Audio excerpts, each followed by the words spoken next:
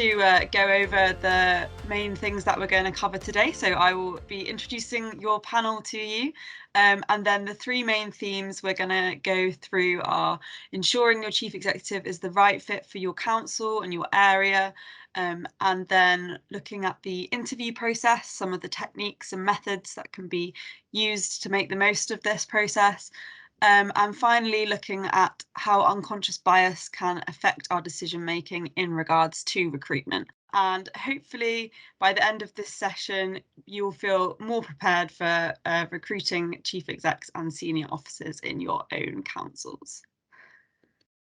So on our panel today, we've got Suzanne Hudson, who's a senior advisor from our LGA workforce team. And then our two member peers are Councillor Darren Rodwell from Barking and Dagenham and Councillor David Renard from Swindon Borough Council. So thank you to both of you for being on our panel today. So without further ado, let's move on to our first question, which is how do you ensure your chief executive is the right fit for your council and your area? So on this, Councillor Rodwell, do you want to go first, offer kind of any reflections or from your experience, what you would suggest on this? Okay, thank you very much. I have to say, I would have thought David would have gone first as he is the chair of the EHT and I'm deputy. So David, do you want to go first or is it all right for me to continue? I'm happy, Darren, thank you. Yeah. So what are we showing there? Actually, we're showing there's a rapport between myself and David. In fact, we respect each other immensely. And that's the start of any relationship, is about respect and understanding the place. I was lucky enough to go to David's neck of the wood a couple of weeks ago to do a peer review.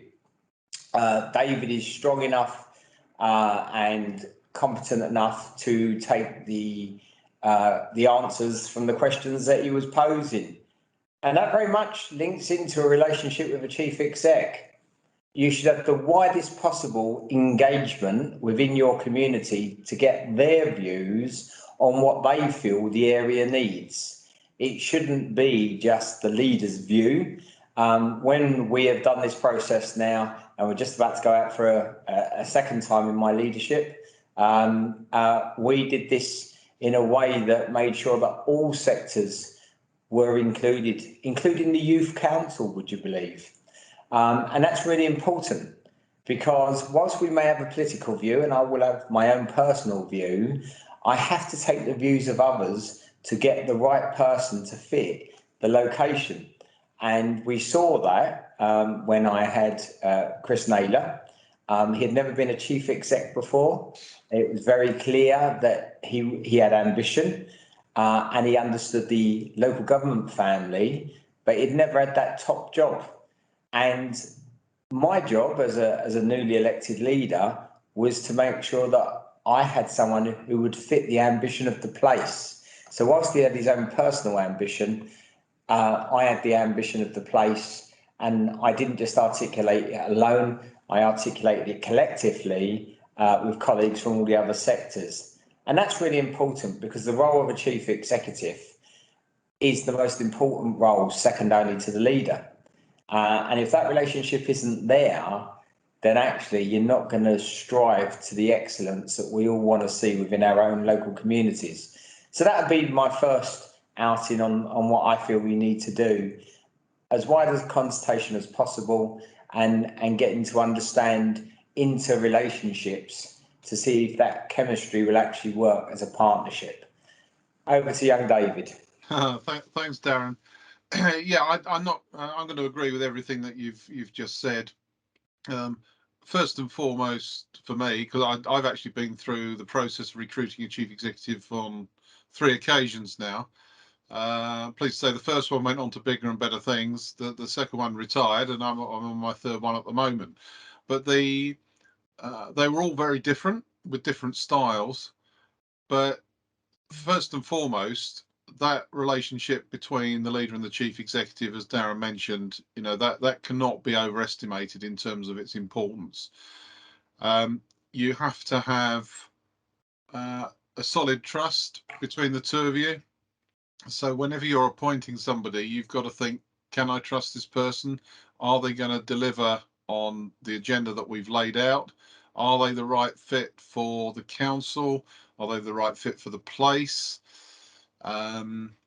You need somebody with interpersonal skills. I think all three of mine that I've been involved with the appointment of have had that. That is absolutely crucial. You can't have a chief executive who sits in the ivory tower and is very good at the operational stuff. You need somebody who will represent your place and enable you to drive the place forward.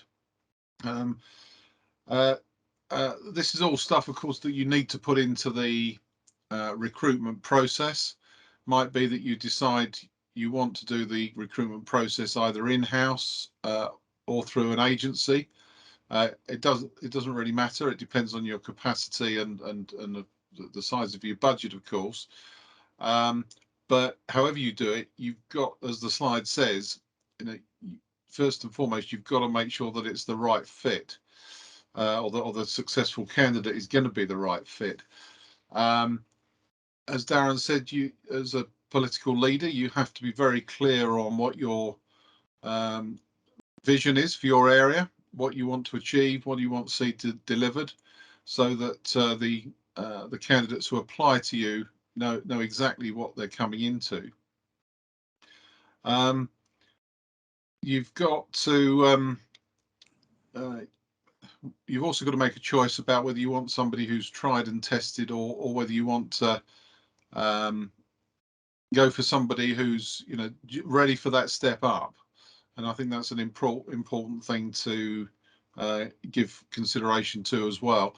And the final point I think I'd make is that you have to remember, yes, you want to employ a really good chief executive for your area, but actually, a lot of these really good candidates who are out there, they have a choice.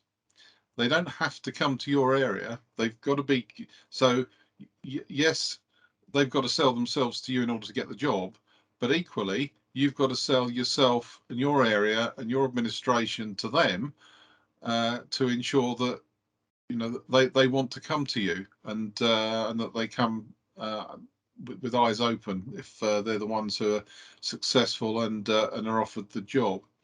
So I think those are my first reflections, Suzanne. Thank you, Jackie. Thank you, councillors. Really, this is just building on what Councillor Rodwell and Councillor Reynard have already explained, getting the right fit for your council. And I think Councillor Reynard has already talked about how you as a council sell yourselves, because the good candidates will be in high demand.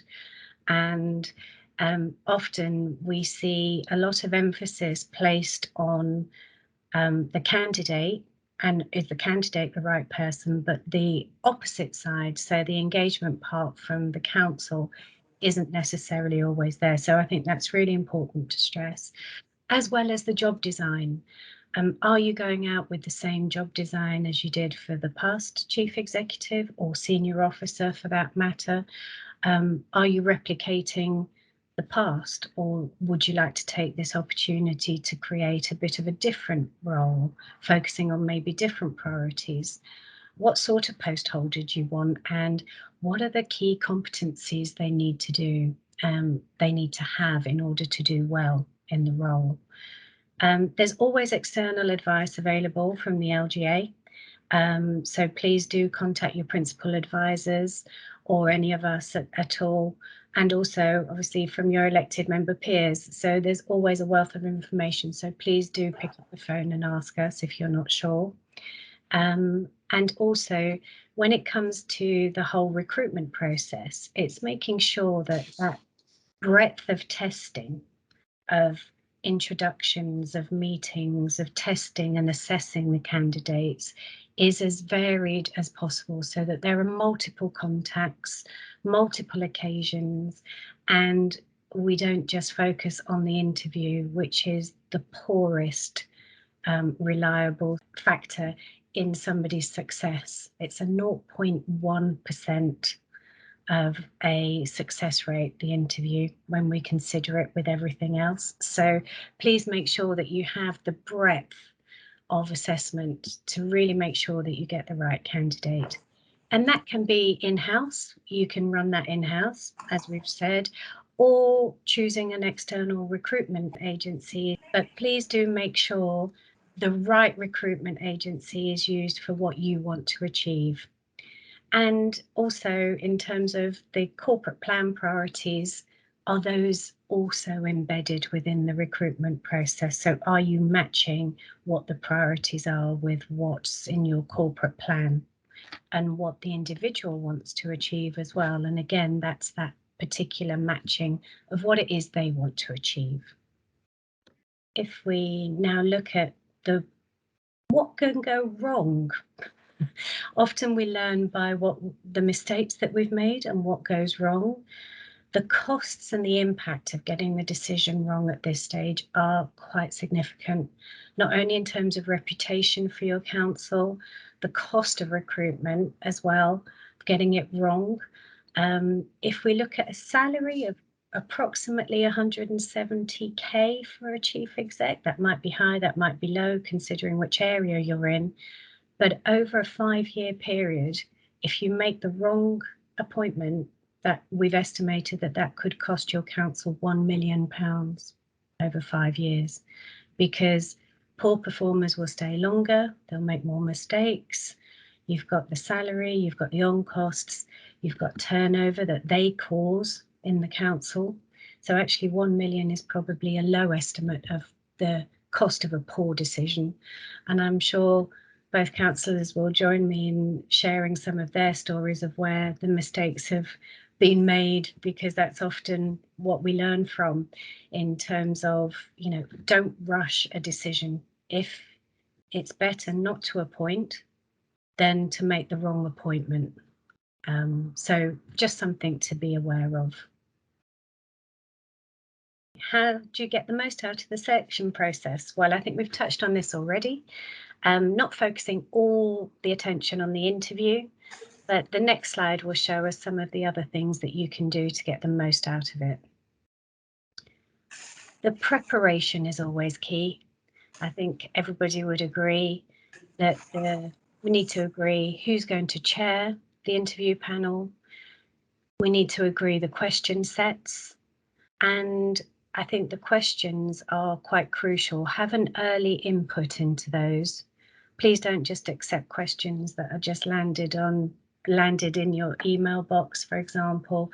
Have a look at the sorts of questions that you really want to ask of the candidate. Make sure that they are tying in with your priorities and where your council's vision is going as well. So have that early input into the questions. Agree who's going to ask the questions. You can vary it slightly, but at least each interview you will know who comes next. It's really quite important just to be prepared and to be professional on the day. Thorough preparation, we often hear of candidates giving some feedback saying actually they didn't really know my background, they didn't know what I'd done in the past. So please make sure that you have that time set aside in your busy diaries just to go through what you need to have a look at. And the balanced approach to looking at application documents is crucial, isn't it? It's, you know, picking up on what's not been said, what has been said, and using the information to gain any follow-up questions that you might want to, whilst staying to the standard questions as far as possible. It's not to say that you can't ask any other follow-up questions, but as long as each candidate has had the same questions, that's quite important. Thank you. So, some interview techniques. I'm sure you all have your own interview techniques, but there's always something about trying something new.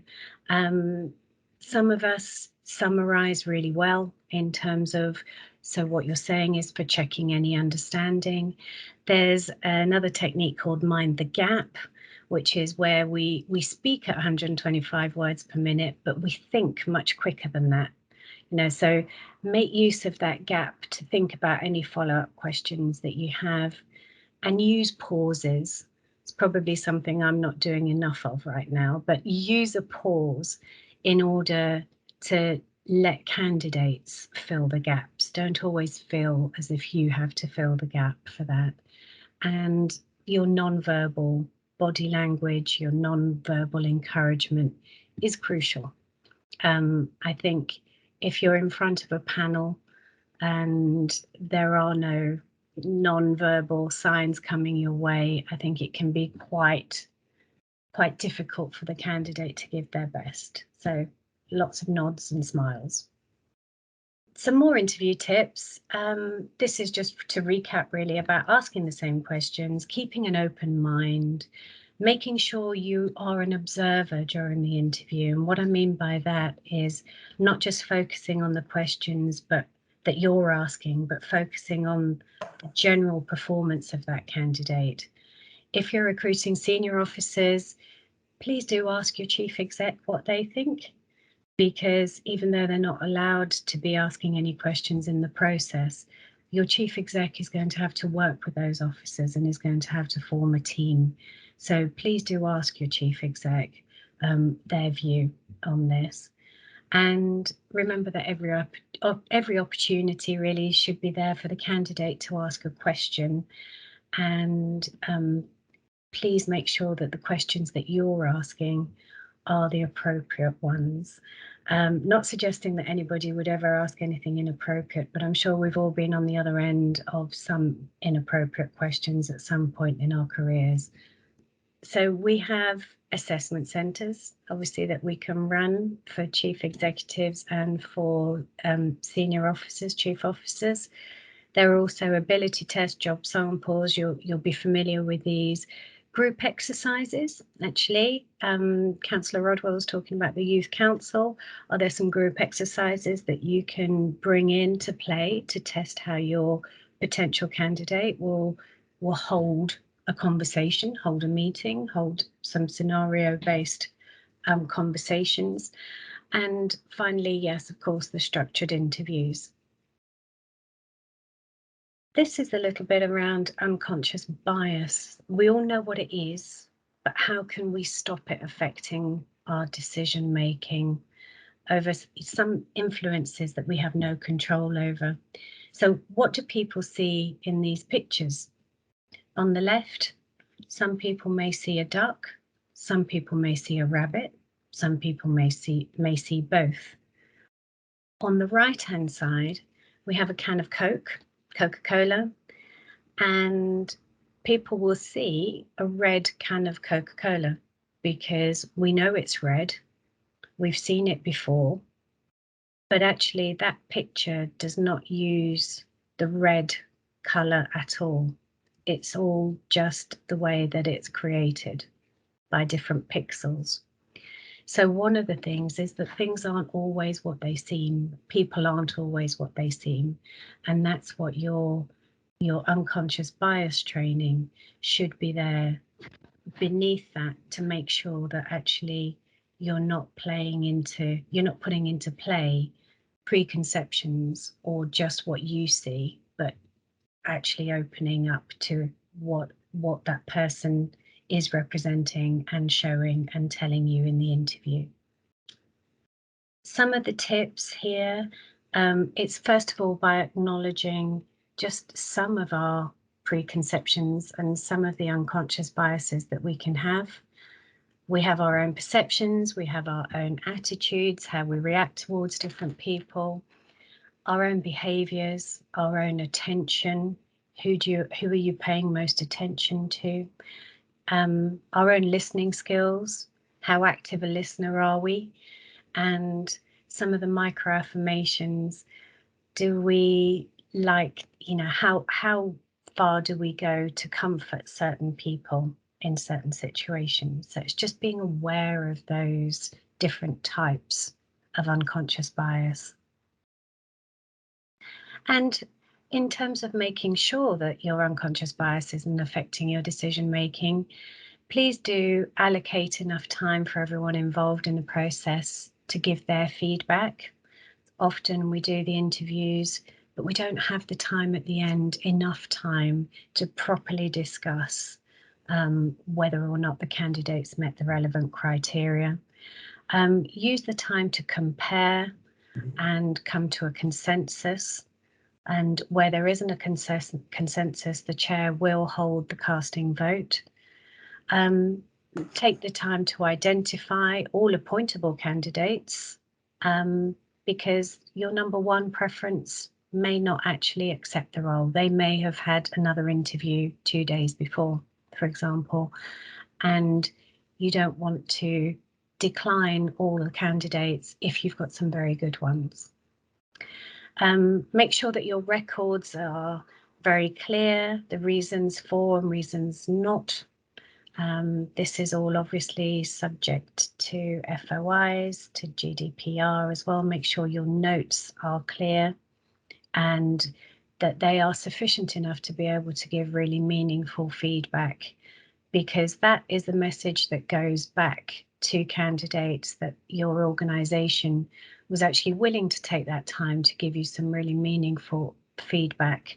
And for local government, I think that that's really crucial, that we tell people where they were right and tell people what they could do a little bit more of, or why that fit wasn't quite right. And we've mentioned it already, but confidentiality. Please make sure that you don't leak anything out until the choice of candidate has properly been made and they have accepted the post, so that you've got that confidentiality around them. Speed is also something that should appear on that slide. Good candidates will expect to hear an answer within 2 days. If your recruitment process is taking longer than that, if you're still hesitating, first of all, consider why you're hesitating. Is it because you're about to make a poor appointment because you just need somebody? Or is it actually because you're not sure whether they are quite right for the role? But if it's because the length of time is just lapsing and lapsing and lapsing, you could lose a really good candidate. Please do not ask any questions relating to any of these.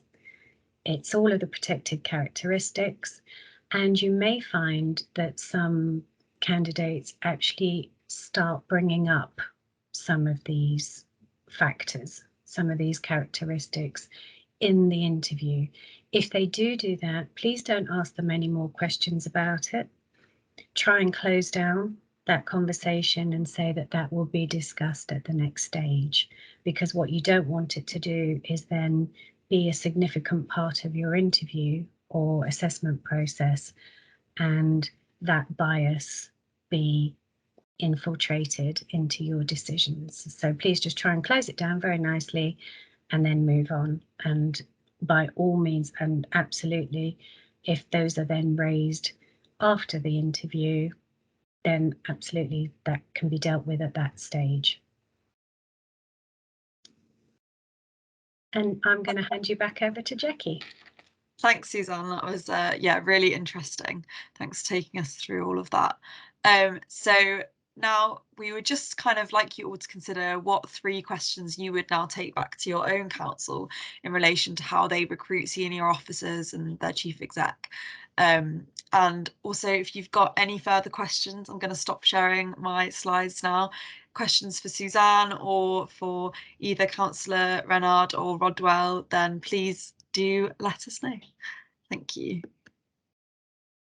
Yeah, hi Jackie. I just wonder if I can come with some additional reflections on what we discussed earlier, and Suzanne's very good summary of the things that people need to be looking out for. In terms of the interview process, what I would recommend, it's not always possible, but when you're looking to shortlist as part of the process, is ideally, I would say the people that you want to come to the stakeholder day and the final interview day are 3 or 4 individuals who you all feel are appointable. And I'll come on to a bit more about that in a moment. Part of getting to that process is to find ideally a chief executive of another council who can put the candidates through their paces to ensure that they're their technical ability is up to scratch. I think that's a really important thing.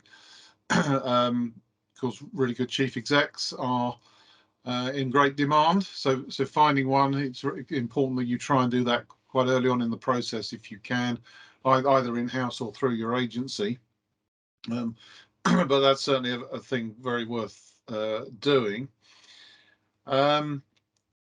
During the interview process, I think what's always struck me is that you can get to the end of the stakeholder day, and perhaps all the stakeholders are saying, "Oh, candidate X is definitely the favourite, definitely the one." But then when you get to the interview day, candidate X doesn't necessarily cut the mustard with the interview panel, and then of course the panel then has to weigh up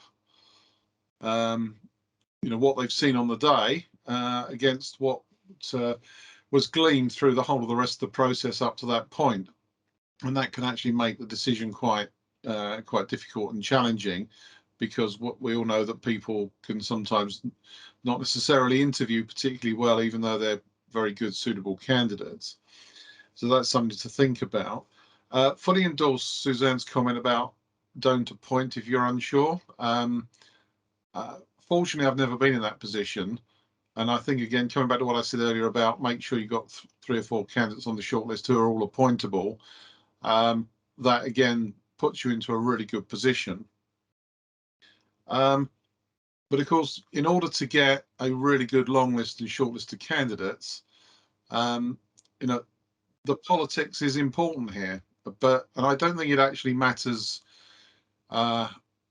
what type of, whether it's Conservative, Labour or other led council. I think what successful candidates want to see is that there is a very clear policy agenda, and that actually the vast majority of councillors are actually behind it, because some of the councils I've seen where they struggle, the politics is a bit dysfunctional for whatever reason, and that is going to dissuade potential candidates. So both Darren and myself, I think, I'd say we're fortunate. I think we've probably worked very hard to get ourselves into a fortunate position, but actually we do have that clear policy framework, and people want to come to our councils because they've got certainty. You have to create that political certainty, and that's not always easy. The electorate don't necessarily always hand that to you on a plate, but if you can get that, it is so important. In terms of who should be the chair on the day for the interview panel, for me, I think it has to be the leader, because if you do have a tied vote, as I said at the beginning of the session today, the relationship between the leader and the successful candidate has got to work. And if the panel hands the leader a candidate they don't think they can work with, that's really not getting anybody off to a really good start. And then, final comment is around the feedback to the candidates. Again, particularly if you can get a short list of 3 good candidates. I've been in the situation where we've had 3 really good candidates. We've had to pick one, obviously. And you hope and expect, and I think in the example I'm thinking of, the other 2 did go on to become good, successful chief executives. So it's not just about feeding back to people who, for whatever reason, weren't ready or didn't do well in the process. It is about encouraging those who are clearly very disappointed not to be the successful candidate, in letting them know that they did a really good pitch. The fit wasn't right, or whatever the reason is for them not being offered the job, so that they then have got the confidence to be able to go on and get the next job, which probably for them will be the right job and the right fit. And I'll hand over to Darren, as I can see his hands up.